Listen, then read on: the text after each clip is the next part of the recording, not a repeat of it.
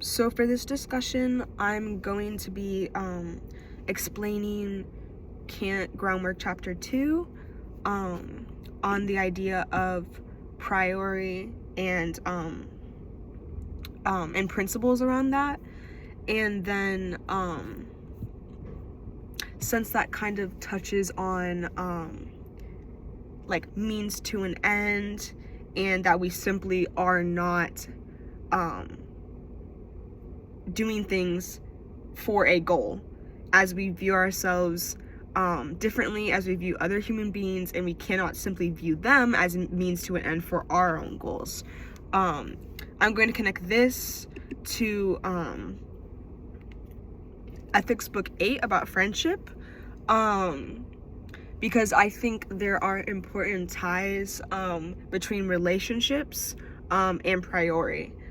So I'm going to start with the Kant Groundwork first, and then sort of expand questions about relationships in connection. So chapter 2 picks up where chapter 1 left off. Kant again defends his efforts by noting that a clear understanding of prior principles can help to strengthen our moral sense. He reiterates that actions are moral if and only if they are performed out of pure sense of duty, and he again emphasizes that pure moral principles must be grasped as priori. Kant adds an important new twist to this by now familiar arguments. In chapter 1, Kant argues that priori ideas could have the purity and universality that we expect of moral principles. All other ideas, he observed, are dependent on specific circumstances and situations, which I feel like is the logical way about thinking about decisions. At the start of chapter 2, Kant points out an important implication of this analysis, because all actions depend on specific circumstances, as I mentioned before. It would be impossible to derive a priori idea from examples in our experience. In order to understand this point, it was useful for me to relook at Kant's arguments about causation. Kant argues that it would be impossible for us to derive our notion of causation from our observations of the world. David Hume argues that the notion of cause and effect relationship is simply a manner of speaking that we use when we talk about events that regularly occur after one another. Kant countered Hume's idea by arguing that our notion of causation is too fundamental to be simply a manner of speaking. In Kant's view, causation is a priori concept. It is an idea that occurs to us automatically when we think about the world. Whether we are observing events or imagining possibilities, we cannot think but in terms of causation. Kant's observations about morality at the start of chapter 2 are similar to this analysis of free will and causation. When Kant says that the universal moral laws cannot be based on experience, he is arguing that our fundamental moral laws have the same status as fundamental cognitive principles like causation. Just as causation is too fundamental an idea to be based on experience, so are our moral ideas too fundamental to be based on specific examples in our lives. The moral law is a prior idea, just like causation. And a piece of text that sort of, at least for me, I got reminded of when I was reading this, is when we talked about in class that for most human beings, the means to an end is happiness. And not exactly what happiness represents, not a specific definition, but like, for example, we were talking about, why do you go to school? To get good grades. Why do you get good grades? To get a degree, to get a job, to have money to support yourself, to have a family, to be happy. And I think that being the main goal of a lot of people's lives is what we have to think in causation in regards to how it affects our happiness in the end, or our goals to an end. Our moral principles cannot be based on an analysis of actions we observe. Whenever we look at people's actions, we see circumstantial motives. Just as no evidence can be found for free will, it is difficult to find evidence of pure moral motives, if not impossible. But this does not mean that pure moral actions do not exist. The concept... Sorry, I lost my place.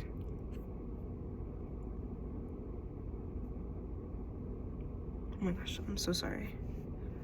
The concept of pure moral motives is a priori idea. We do not need to refer to examples in our experience to defend our notion that people can and should behave according to pure moral principles. To contrary, we may develop a prior understanding of demands that the pure moral law places on us. The goal of chapter 2 at least from what I understood, is to develop a more precise understanding of these demands. Kant defines the demands of moral laws as categorical imperatives.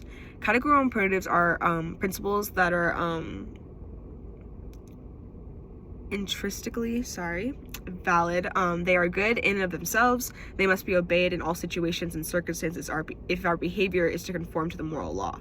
Again, Kant points out that we cannot base our understanding of these imperatives on observations of specific decisions and actions. Categorical imperatives must be grasped as priori. The fundamental idea that Kant introduces in the second half of chapter 2 is that rational beings are ends to themselves. When you set on courses of action, you do not think of yourselves as a means to some other purpose, just as you shouldn't view your relationships as transactional, as we've talked about, because those will not be strong relationships. And they won't be built on trust, which I think we've talked over the semester, that a lot of relationships are built on common ground and trust. Thus, your motives will lack universal validity unless you respect the fact that all rational beings have intrinsic worth just as you do. The categorical imperative requires you to treat all of your fellows as ends and a mean, as he says fellows, that is, as objects of intrinsic value and not as mere instruments for the attainment of personal goals. Nevertheless, Kant's position is again vulnerable to me, to criticism that is too abstract to be useful. I think he points out some very easy things to understand and probably things that, at least current day, are thought of as logical and maybe like the only way to think about things. Kant seems to think that the reason is something static that people use to develop universal laws and principles. But to me, different ideas make sense to people at different historical times and in different cultures. Kant seems to think that the notion that people are ends in themselves can provide clear moral guidance. This principle could be used in support of different views. To pick one like controversial example, does abortion treat a potential baby as a mere means, or would banning abortion treat women as a mere means to the creation of babies? Kant's notion of anatomy is also a little weird to me. I mean, it was a different time, but admittedly, Kant concedes that his notions of anatomy and of a kingdom of ends are ideal concepts that we cannot expect to encounter in real life, which I do not think is true. I think this is just a perspective that, coming from a philosopher that sort of removes themselves personally from it, you still can't take all of your personal out of your analysis, where he is a man, so he views anatomy a lot differently. Still, we may want to ask whether it makes sense even to try to imagine a person making decisions without reference to any personal experience, especially with cultural assumption and material interest. So that was on that, and I'm going to connect those mirrors to an ends, viewing other human beings as not goals to an ends, through Ethics Book 8, which is about friendship. I think Book 9 is also about friendship. This one is a little bit more about the different kinds of relationships and what makes strong relationships and what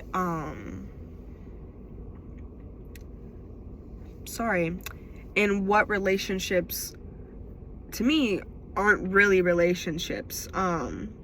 It's more transactional. So friendship is clearly necessary, but people disagree on its precise nature.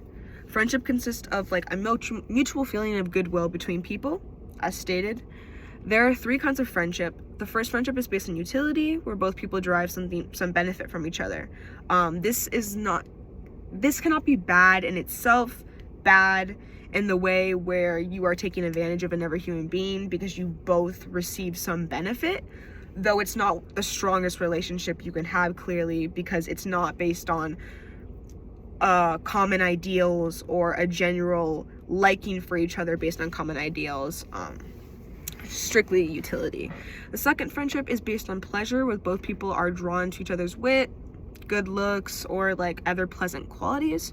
And the third, friendship is based on goodness, which most people consider the strongest relationship because it is not based on transactional and it is not face value. It's where both people admire the other's goodness and help one another strive for goodness instead of just striving for goodness in themselves. The first two kinds of friendships are only accidental because in these cases, friends are motivated by their own utility and pleasure, not by anything essential to the nature of the friend. Both of these kinds of relationships are short-lived most of the time because one's needs and pleasures are bound to change. Goodness is an enduring quality, so friendships based on goodness tend to be long-lasting. The friendship encompasses the other two, as good friends are useful to one another and please one another. Such friendship is rare and takes time to develop, but it's typically the best. I guess that's just my view of it, but yeah. Bad people can be friends for reasons of pleasure or utility, but only good people can be friends for each other's sake, as I've understood through the reading. However, there are some relationships that by nature exist between two people of unequal standing, such as a parent or child, or like husband and wife in the past historical sense, not really common day, and like ruler and subject. Most people prefer being loved to loving, since they desire flattery and honor. The true mark of friendship, though, is that it consists more of loving than of being loved. Friendships endure when each friend loves the other according to the other's merit, and loving makes the person feel good. There tends to be unequal levels of love with unequal relationships. For example, a mother can give birth to a child, and then the child can be taken away, given away, and that mother can still love that child without ever seeing them or being acknowledged. Justice and friendship are closely connected as both tie communities together. Since justice, friendship, and community are closely related, it's far worse to abuse a close friend or family member than it is to abuse a stranger. Problems between friends occur most frequently within friendships based on utility. On the whole, the person who receives a service and not the giver should determine the value of that service. In unequal friendship, it is important that each person receives an appropriate benefit. A poor person cannot give money to a rich benefactor, but he can give his honor or loyalty, which is within his means. Okay, and a little bit of analysis on that is in discussing friendship, Aristotle seems intent on discussing every kind of interpersonal relationship and deals at some length with family relationships and political institutions.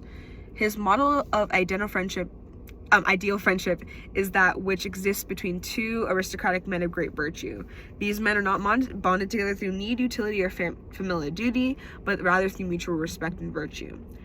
Aristotle explains that friendship is the act of loving rather than being loved. As I mentioned before, it is important that friends to be active on that. Since Aristotle treats friendship as a way to pleasure and happiness, friendship is one of the essential components of a good life. And the value of friendship is in having and enjoying it. Friendship is no longer carries significant physiological importance to us because we live in a world currently where individualism predominates. While most of us are not single-mindedly selfish, we generally assume we each choose our own path in life, which is defined by a personal set of goals and values. Friends are a help and comfort along the way instead of a means to a goal, as I mentioned before in the Kant Groundwork, but we cannot expect them to share all of our goals and values. Aristotle's worldview is significantly different because he thinks of human life as having an end goal, similar to Kant. In Aristotle's world, city-states are tightly knit communities where no strong distinction exists between public and private life. All citizens share the same goals and values, so the pursuit of happiness is a universal goal. The close connection between friendship, the community, and the individual explains why we find a discussion of political constitutions near the middle of Book 8. According to Aristotle, citizens should not cooperate simply because the laws compel them to. Rather, they should cooperate out of a friendly feeling that comes from sharing their lives and goals with others, which could be known, I don't know the exact wording for it, as like a communal friendship. Not just a one-on-one friendship, but a general understanding and unity between people to strive for the common good. monarchy, aristocracy, and timocracy are all considered to be good forms of government because they all extend privileges according to merit. In a monarchy, the king is of more noble stature than any of his subjects, and so he has every right to govern absolutely as long as he cares for them. An aristocracy consisting of small ruling elite who again are the most noble, and a timocracy also refers benefits according to each person's due. When when merit ceases to determine privilege in a state, that state slides from one of these forms of government to a corrupt form. For instance, a tyrant is a king who no longer cares for his subjects and so is no longer virtuous and worthy of his place as a king. It may seem strange that Aristotle lists democracy along the corrupt forms of government, as we generally think of democracy as one of the better forms of government from the Greeks. Aristotle uses democracy to mean a kind of mob rule. So I think just definitions have changed over time. And the mob rule where those who are afforded the most privilege are not necessarily those who deserve the most privilege, which I think is actually interesting to think about it today, because I think most people that are educated on like elitist culture and the institutions in our country that prey on marginalized groups, I think we would also view democracy a little bit in that way, where the people on top don't necessarily deserve that privilege, and were given that privilege from birth or simply the way they look, and the sort of jobs that they are into. Most of our 1% typically comes from wealth, so the demographics are not there, and many people that have to work up to that status may deserve it in the way of understanding that they have worked hard to get there, but many of them also have to leave many ideals behind to get to that point, because our democracy, even though what democracy means is not exactly freedom of thought, and it does not exactly change for the common good of everyone. It genuinely changes for the common good of the elite and what serves the elite at the time. So, example, there are laws and like institutions in our country, such as like asylums and stuff, put in place that are of good intentions for the most part, but to get to those laws and institutions, I don't think it was purely out of goodwill.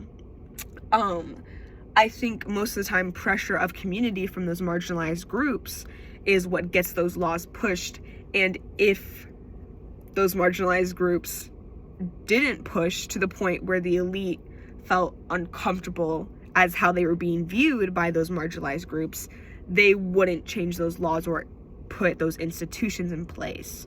I think a good example of that current day is the reproductive rights that are given and taken away over the months. I think right now the Supreme Court again is deciding reproductive rights and abortion laws in a lot of states, and you can clearly see through that, for me,